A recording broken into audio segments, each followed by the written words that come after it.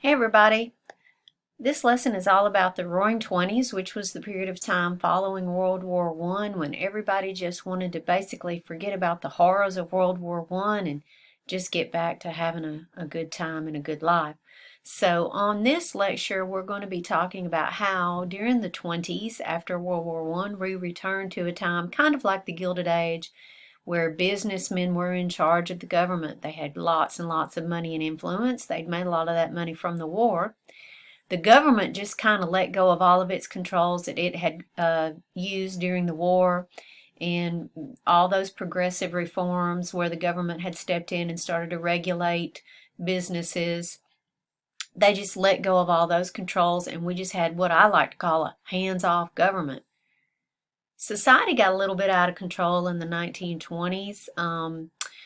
There was a lot of bad feeling toward minorities, a lot of negative feeling toward immigrants, a time of nativism. We've talked about nativism before.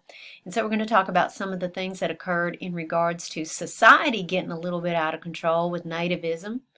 Then we're going to talk about the big crash that came from all this out of control behavior, the crash of 1929. And then we're going to talk about the reforms that came just a little too late. So let's get going. So the Roaring Twenties. Businessman comes back from the war. He gets to be in charge again, and he's going to have some big influence on the government. And we want to just have a couple of examples of that to help you understand how that worked. First of all, we talked a little bit about before how the farmers started to have less and less influence in government as more and more people are living in cities. And so politicians, in order to get the masses of votes that they need to get elected, they don't really pay a lot of attention to minority groups. Sometimes they don't pay a lot of attention to parts of the economy that don't have a lot of influence or a lot of people involved. So the farmers are not able to get many reforms that they need in the early 1900s. And one example of this is when during the 20s, the farmers tried to get the government to give them some supplements for their crops that they were growing so that they would make enough money. And this was the McNary-Hagen bill. And so the government vetoed this. Basically, it was Calvin Coolidge, President Calvin Coolidge, one of our presidents during this era. He vetoed the McNary-Hagen bill, which would have helped supplement the incomes of farmers.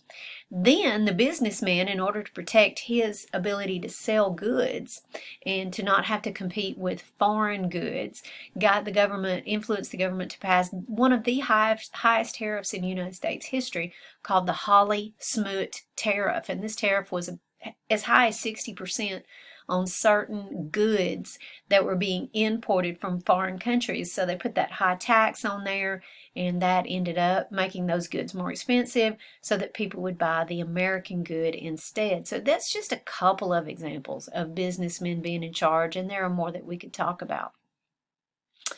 Government gets basically out of everything after this progressive era and the big era of war, the big event of war in which the government had to control food and had to control labor and had to control the hearts and minds of people to try to get them to participate and support the war effort. The government after the war is just like, glad that's all over. Let's just not even, we're not even going to get our hands in anything anymore.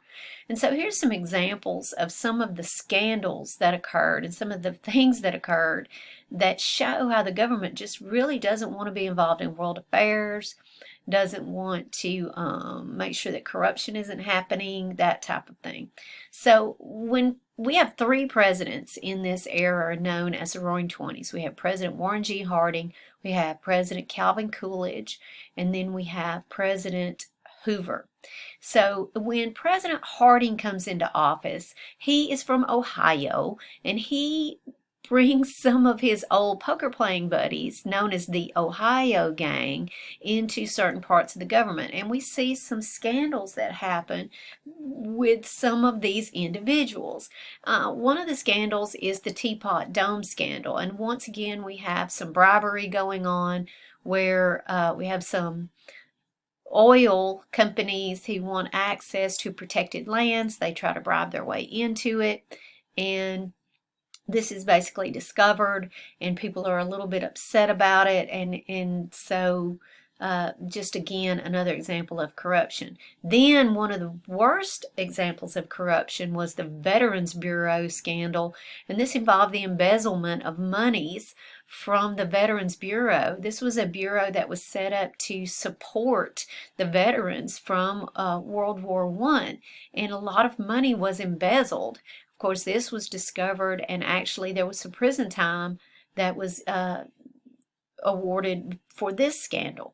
So, a couple of pretty serious scandals during President Harding's term that went along with some of his poker playing buddies. President Harding would actually die early in office from a deep vein thrombosis. He had a blood clot in his leg that broke free and went to his heart, and he died immediately. His vice president, Calvin Coolidge, would come into office, and Calvin Coolidge was super hands-off. In fact, he was called Silent Cal because he hardly had anything to say about the government, and his motto was, the business of government is business. So basically he was like, let the businessman handle, a lot of these tough decisions.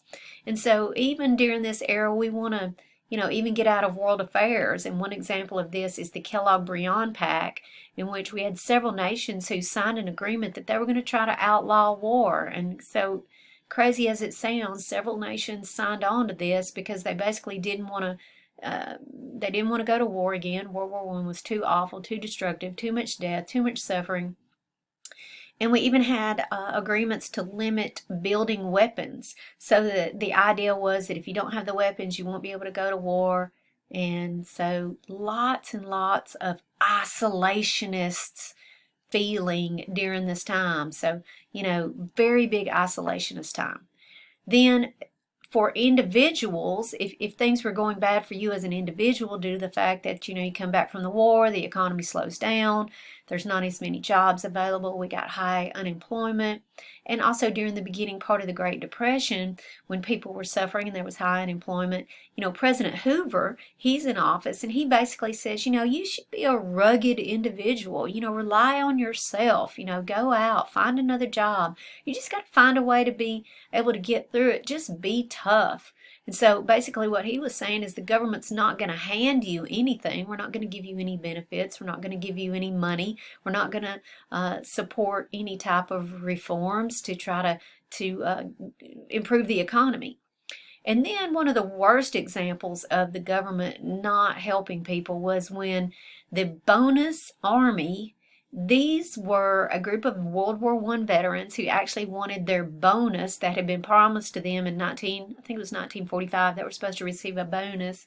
And they went and asked the government, will you please pay this money to us early because we really need it. This was during the Great Depression. The government said basically, nope, we're not going to pay you your bonus early.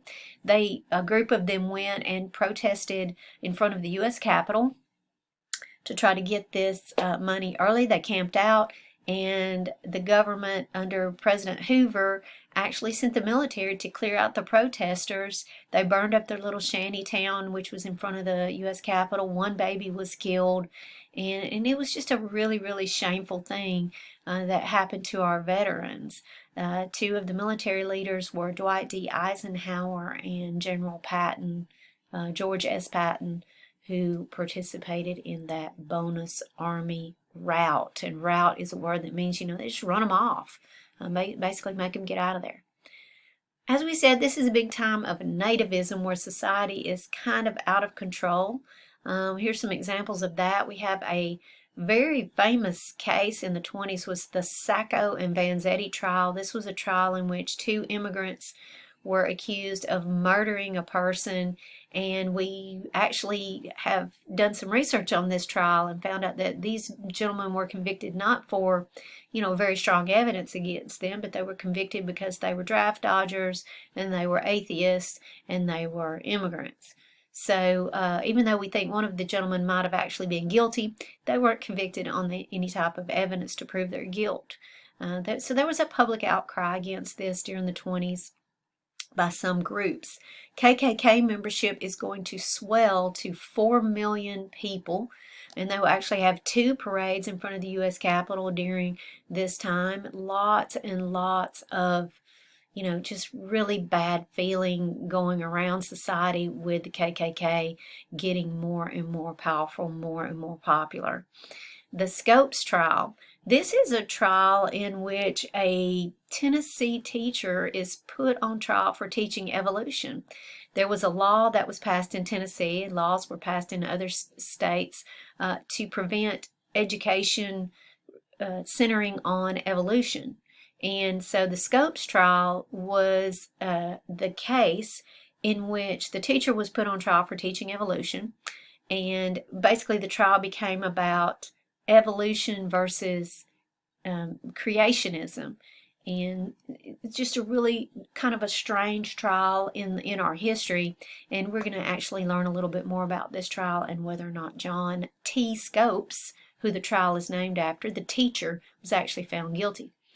Also, during this time, we have the Harlem Renaissance, which is actually the really great, wonderful thing that comes out of the 20s is the Harlem Renaissance, where we have lots and lots of African Americans who are abdicating for themselves. They're writing beautiful poetry. They're writing stories. They're writing novels about their experiences in an attempt to let people understand what they go through in the hopes that there will be a political change that will guarantee that they can have rights and that their civil rights will be protected. Also, in the Harlem Renaissance, we have wonderful artwork that celebrates African American culture. And we have the music, the wonderful music, the jazz age that comes out of this, in which we have wonderful jazz music that people enjoy. The club scene is very, very popular during the 20s. Even though alcohol was illegal, we have more people drinking than ever and basically going out, partying, enjoying their lives, basically just trying to forget about that terrible, awful war that happened. The National Origins Act was also passed in 1929, and this is also, again, part of that anti-immigrant feeling called nativism that occurs. And what this did was limited the number of immigrants that could come into our country based on the numbers of those groups at an earlier date. So lots and lots of things going on with society out of control. Finally, because of all the out of control behavior by the government, the banks, the different ethnic groups or different groups against ethnic groups, we have the crash of 1929, stock market crash. And this is basically due to overproduction of goods.